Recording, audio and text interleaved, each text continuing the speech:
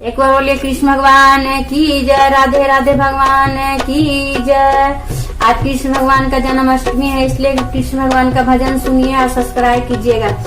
छोटे छोटे पौआ में छोटे पैजनिया, छोटे छोटे पौआ में छोटे पैजनिया, कैसे के सिकहड़ पा गईले हो, राते मोहाना दहिया खा गईले, राते मोहाना दहिया खा गईले, ओ खा गईले खा गईले खा गईले, राते मोहाना दहिया खा गईले हो, राते मोहाना दहिया खा गए, ओ तल कैले ओखरी ऊपर कैले पीरा, तल कैले ओखरी ऊपर कैले पीरा, ओइसे के सिकहड़ पा गईले हो, राते मोहाना दहिया गलन हो, राते मोहाना दहिया खा गलन, ओ कुछ दही खैलन कुछ भुइया गिरवलन, कुछ दही कुछ भुइया कुछ दही मुँह लपटा गईले हो,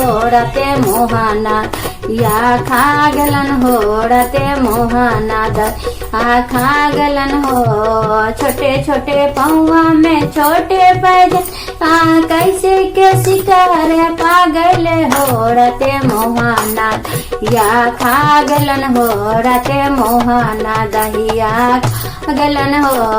घरे घरे झगड़ा लगा गलन हो, गोवारिन से लगा गलन हो, राते मोहाना दहिया गलन हो, राते मोहाना दहिया खा गलन। एक बार बोलिए कृष्ण भगवान की जय, राधे राधे।